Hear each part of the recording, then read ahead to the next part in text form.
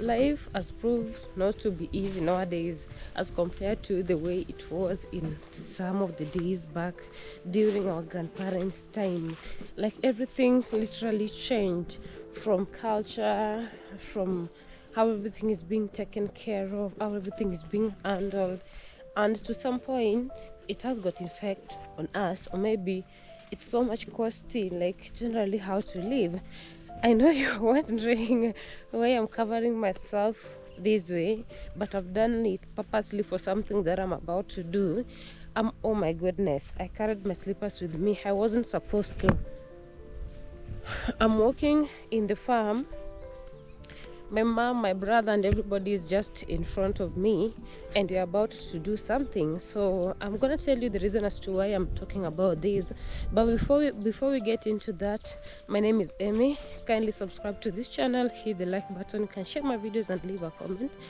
And you can also join my membership down there. I'll really be happy. I will share my link below each and every video, so you can go and join and then like the video. Through that it gets recommended to a lot of people, and then we get a lot of views. So let's get into today's activity, which I'm about to show you in regards to whatever I've said earlier. So kindly stick around with the video till the end and make sure you like.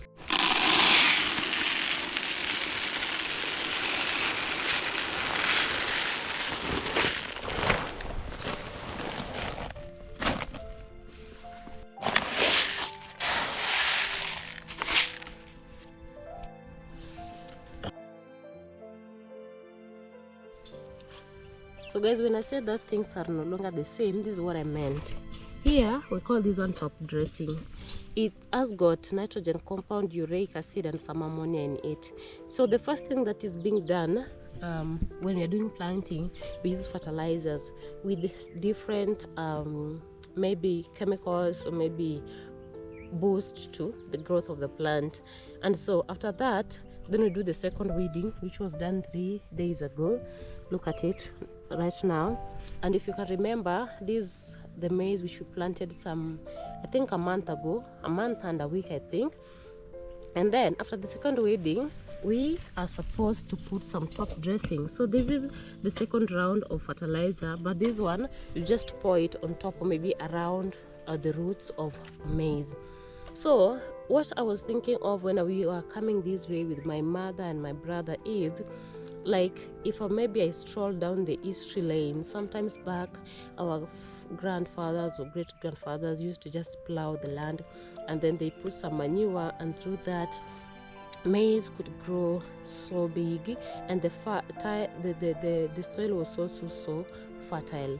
But in this modern era, things like new inventions, just in all aspect of life, brought fertilizers with the different kinds of chemicals, which in turn kill the important microorganism in the soil, to an extent that you can no longer just plant your seeds without putting fertilizer in the soil, because they won't give good harvest at all. Sometimes back, if at all, maybe one season they put manure. That was according to my granddad. He died when he was almost 90 something, may his soul rest in peace. He told us that maybe one season you'll put manure in the farm, that is for cow dung, or maybe chicken refuse and all that, and then the next season you could just plant, and then your maize could just grow big and you have good harvest. But due to the fact that these chemicals were invented, and so the moment we gave it a try and we didn't really know the effect it could bring to our farms, then we ended up using it each and every day, because if we stopped, then there were consequences.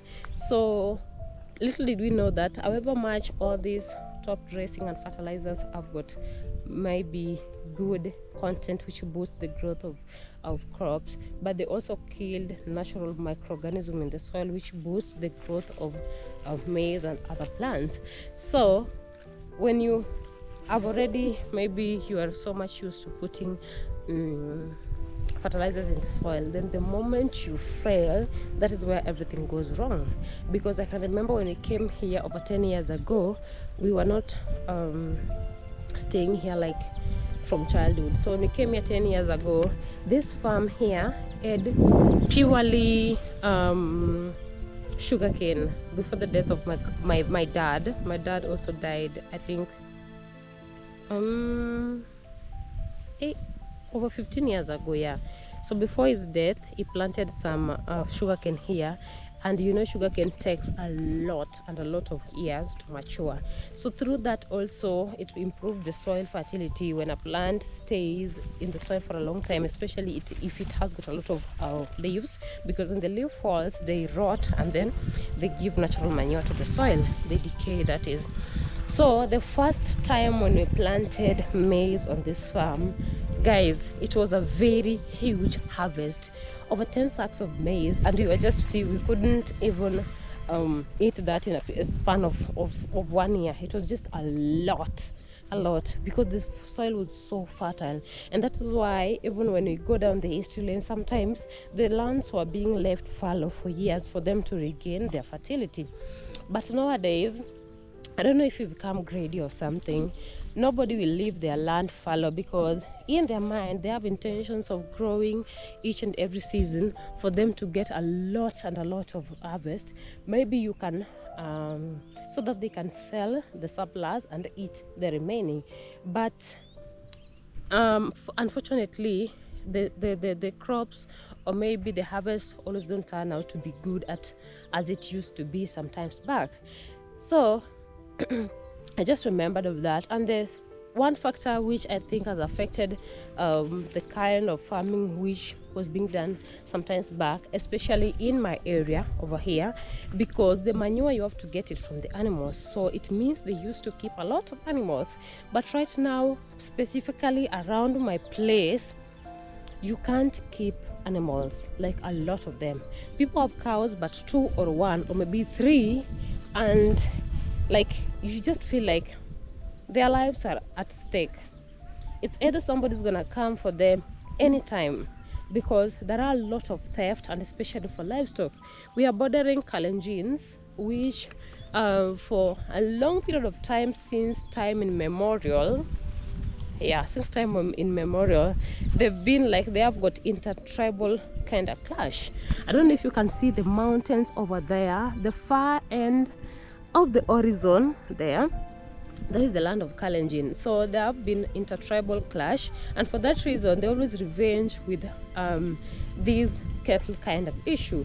So allegedly, that is how it's being said. I don't know how true that is, but I was born, I found that is how it's being said, and that is how it has been, that they connect with some people from here, and then they go into cow sheds, or maybe in different homesteads they steal cows, and then they drive them up to the border of the Kalenjin, and then the Kalenjin takes them away. Yeah, so here, issue with a cow, if I told you I've got a cow, you know that I'm having this cow, it's mine, but anytime from now anybody can come for them. So there are a lot of theft. And the funny part of it is that if at all, maybe you can ask, do we even have leaders who can maybe mobilize people so that we can talk, so that people can talk about this, so that they can find a solution on how to go about the theft of cattle? There are leaders, but each and every time, if a new leader gets to power, and maybe when he was outside there, he really encountered himself with the kind of things or challenges people are going through, and he's going to try to implement them and feel like he can go about it and find a solution. Immediately he starts advocating about the stop, or maybe how to go about the theft of cattle. He himself, they will attack him. Look at how that bad is. They will attack him first to silence him, not to talk about that. So it means it has been a culture for a very long time, the theft of cattle, and so there is nobody who can remedy that. So during our grandparents' time, they used to have a lot and a lot of cattle, and by then there were not a lot of theft as at now. So at least you could get manure from the cattle and then put them in your farm. But right now we don't. There are not a lot. Each and every homestead, some homestead completely do not have. Like in a collection of 10 homestead, maybe you'll find maybe 3 or 2 people having, and maybe 1 person they have 1, 2, 3 cows, only that. But there are places which are so good, like in the Maasai land. I think a lot of people have heard about that tribe. They are they keep a lot of cattle, and with them they are so protective of their cattle that amongst themselves they can't steal from themselves. That is so much good. And they have a lot. In a homestead you can find somebody even with a 20, even more, and that even leads us to when they are giving out their dowry for a lady. I know people in the Western world will be like, yeah, they give out dowries. Yeah, they do. In Kenya, with them, when it comes to giving out dowries, they even give out 12 kettles for a lady. But here you can't, because you don't even have that cow. So here maybe 4, 5, if a lot 6. That's it. So that came really into my mind. I was just trying to reflect how life was even right now, and that is why I had to cover my head with this thing, because we just walk with a container like the one I showed you, and you pour them here on the surface of the soil, but on the roots, or maybe the bottom of each and every maize, to enhance growth, because the fertilizer which was placed during planting wasn't enough. It means the fertility of the soil has been completely exhausted. And for the maize, and due to the fact that we usually plant one type of crop each and every season, because of course that is the staple food here, and you can't miss that in your house. We only do maize, and from maize we make ugali, so you have to plant maize. So being that is the main crop which is being planted in the farm each and every season, it depletes the kind of fertility. If at all they could have maybe planted some root tubers or beans or some cereals, for example beans, because when their leaves fall they decay and make the manure, it could have been different. But you can't fail to plant that, because that is what we survive on right here. So that is it, guys. It has not been easy anyway. However much people still feel like it is good in Africa, we have got land, of course we do, but it's not as fertile as it used to be. Everything completely changed, how people keep livestock and all that. Insecurities in some places, like here we are only with cattle, because of the intertribal issues. It's another problem. So we have placed I was with my brother and my mom from here where I'm standing. Here you can see some napier grass here, from there up to up there. So there are remaining only few lines, and then we're gonna be done. So let's finish this, and then we're gonna catch up later. Here, I know you'll be like, this is with a lot of chemicals and we're supposed to use gloves. You just excuse us for today, but this is how we use it. But after this, we're gonna wash our hands with soap and all that for it to be safe and that. So have a look at this. This is how we do it. And so you're gonna ask yourself, how long is it going to take for it to get deep into the roots? It has got a leaching kind of effect, or maybe nature, it's gonna leach because the soil is so wet, as you can see. So it will leach until it gets down to the root of the maize. And so it's also not advisable to dig in, because if you dig in, then it will leach until it goes deep down to an extent that the roots of the maize won't reach it. So it's always advisable to put it just on top of the soil, like this. Like this.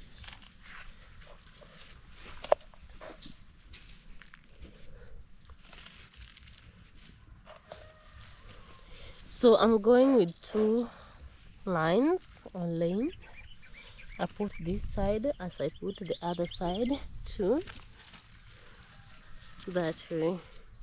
So actually we put from down there up to here. The only few lines remaining are up there, and we'll be done.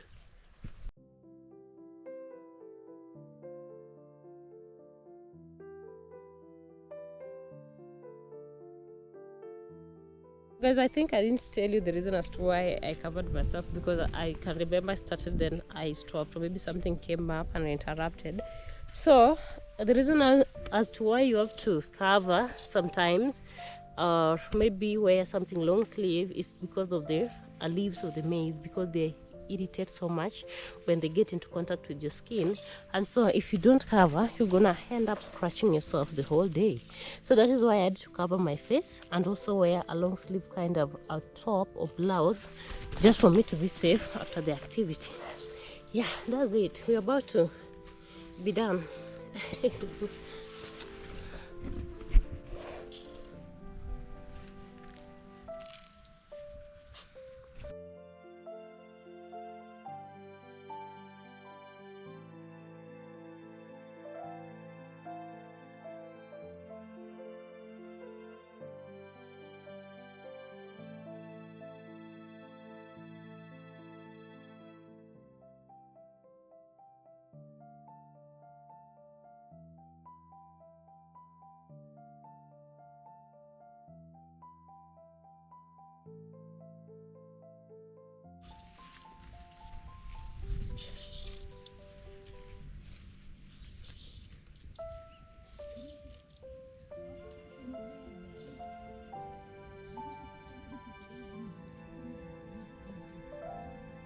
So guys, we're finally done.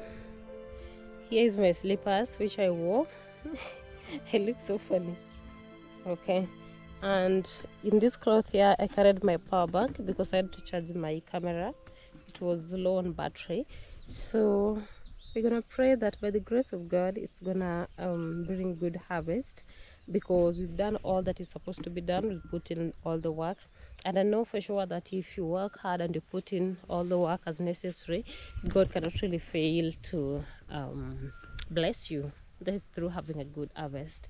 So we are going home. I don't know what the time it is. It's around, if I'm not wrong, around 10 a.m. and so we're gonna see what we can do. Time to make breakfast and all that, and then I'm gonna tag along with me until the end of this video. So if you're watching up to here, kindly make sure you like the video, and I'll also remind you, you can join my membership through clicking the link at the comment section. I was pin it. So let's do this, guys.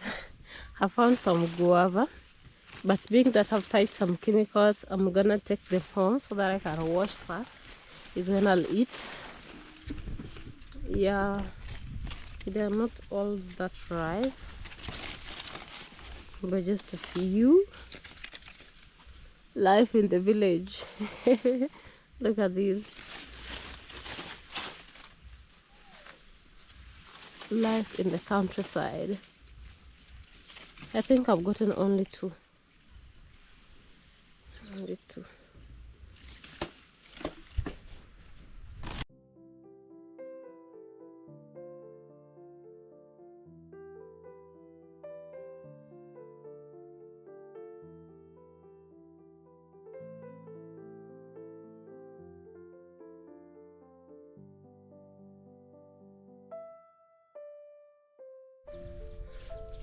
I'm back home, and this here basin, I'm following my mom to the farm so that we can go find some potatoes for breakfast. I think I'd already done a video before about this, and the other time it wasn't like this. Have a look at this. If you haven't watched that video, you can go and check it out. I did a video about how, or maybe about sweet potato, how it's being planted, and how it's being harvested, and I cooked some. So if you haven't watched that, you can go check it out. It's a very nice video, a very interesting. So one thing which I wanted to confirm with you today is that if you are using the process which I showed you sometimes back, you can end up harvesting a lot of times. So we are here again to harvest. You can remember the other time it was also just like this. So we don't use a djembe, we use a metallic thing kind of rod which is shorter, to just take out the already mature potatoes, and we leave the ones which are immature for them to mature again, and then you're gonna come back again and again and again, depending with how careful you are not to damage the roots of the potatoes.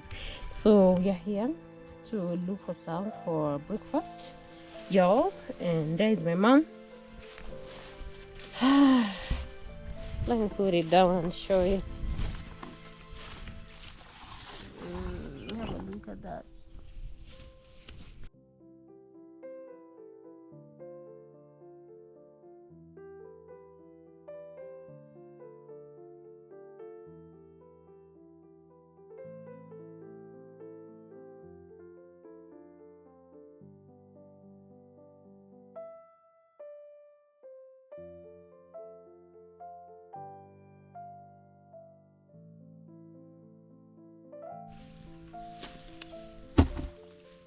So guys, this is what we have for today.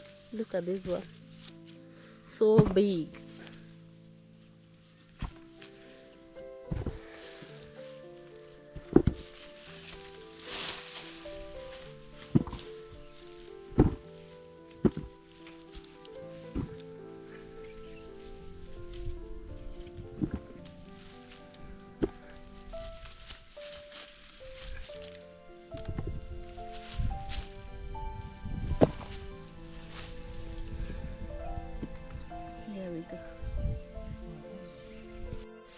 So guys, here I am after some few minutes with potatoes on my head, and I'm walking back home because I told you that we were looking for this to prepare for breakfast.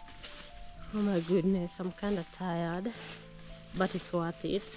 This is the other beautiful side of staying in the village. However much I said all that about the state of the soil currently, but it still gives a lot of good things: potatoes, beans, and all that.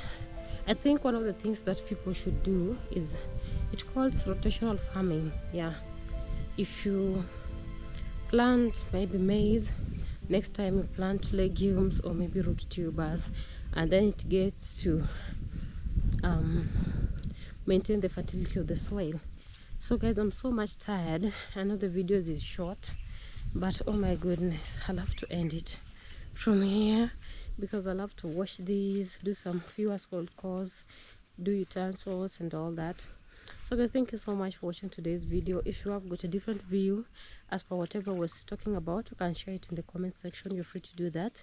And kindly, if you watch this video up to here, make sure you don't leave your screen without liking the video. It's just a one-click thing. And you can as well go ahead and subscribe to Amy's Diary. We are on a road to 2K subscribers. I can't really wait to celebrate that, and it's only possible with you guys. So do me that favor, please. Yeah, subscribe and like, leave a comment, and you can join my membership too. The link will always be under the comment section. So thank you so much for watching today's video. Bye bye, see you in my next one.